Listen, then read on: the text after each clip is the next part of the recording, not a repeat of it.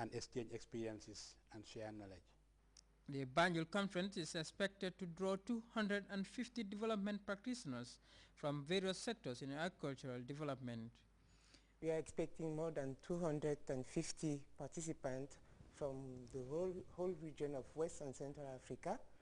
There will be government representatives, project coordinators, IFAD staff from the headquarters, and also development agencies, as well as the civil society and farmers organizations. With agriculture serving as the mainstay of the economies of many West and Central African countries, the forthcoming 4-day convergence is expected to provide participants some insight into critical steps towards stimulating growth in the sector.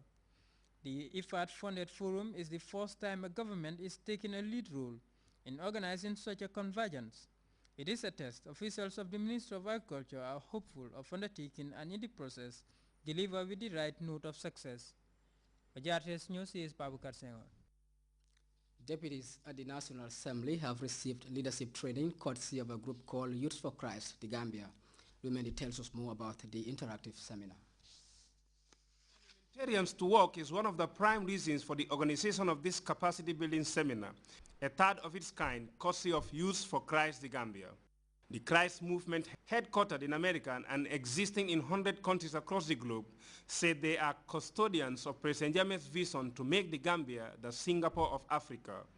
One of the ways they believe this vision can be achieved is to build the capacity of parliamentarians as a supreme lawmaking body. To achieve this, we are involved in a variety of programs, leadership seminars like this, and of course, like you know, this is our third session with you, and we are very happy that you responded to our call.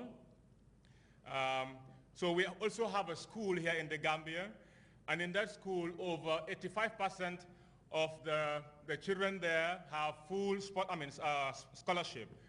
And I also want to say we could help one or two of you, if you have kids that need scholarship, send them to our school and we'll give them full package. What makes this seminar particularly important is the fact that in all societies, everything rises and falls on leadership.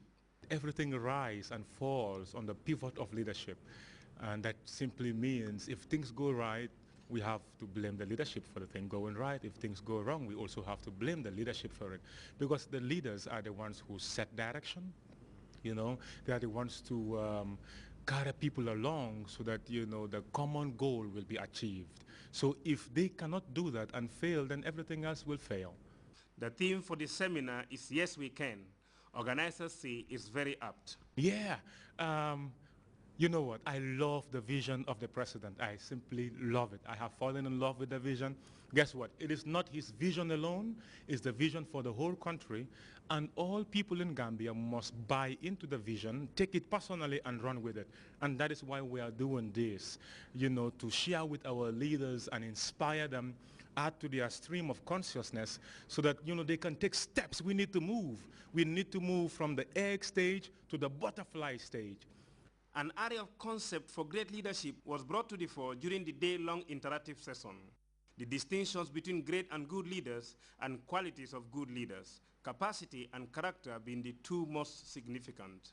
That's right. We said a leader has to climb two ladders. The first ladder is the capacity ladder, because we said leadership is the capacity to rally men and women, you know, to get to a certain place, to achieve a goal. And it is also the character which inspires confidence. So if a leader has the capacity, let's say has the knowledge, went to school, has a PhD degree, but does not have character, he can't move anywhere. And so you saw the example of the extendable ladder. So one of those is the capacity, the other one is the character. If a leader only has the capacity but does not have the character, then that leader can't go far. Deputies, as members of the supreme lawmaking body, are indispensable in the development and social growth of any nation. Thus, the foresight to equip them with leadership skills to strengthen them in the execution of their functions is regarded wisdom from the Youth for Christ, the Gambia. Louis Mendy, GRTS. From there we go for our first break. We'll be back with news from outside the Gambia.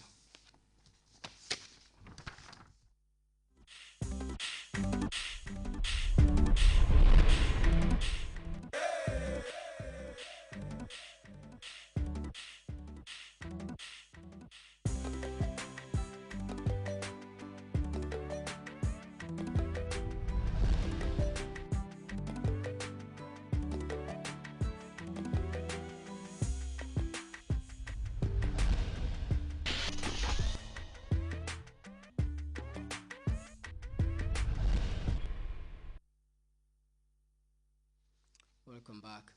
Rescuers are winding down their operations to save more lives in Ghana's shopping mall accident. 75 people have been pulled out of the collapsed story building, with 10 people confirmed dead, and South Africa and Uganda have agreed to share new economic, defense and environmental experiences after the two countries signed a new pact. We have details of those stories and others in this news roundup. An appeal court is upholding a life sentence handed to a radio journalist, Hassan Rouva-Kouki, who worked for the French radio station RFI. Rouva-Kouki and 22 co-accused were tried for planning an attack on the Cankuzo province of neighboring Tanzania that left dozens dead. Rouva-Kouki's lawyers say that the journalist simply covered the attack.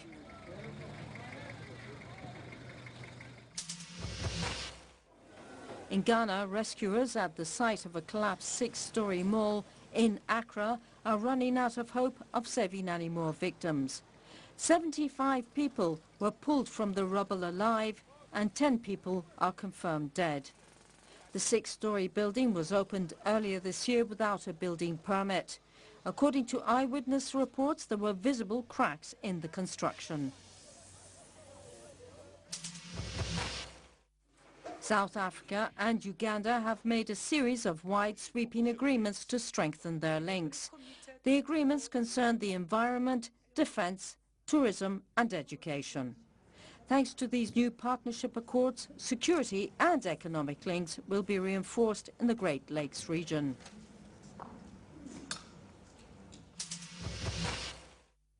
In South Africa, a Thai national who pleaded guilty to running bogus rhino hunts as cover to sell horns on the black market was sentenced to 40 years in a South African jail.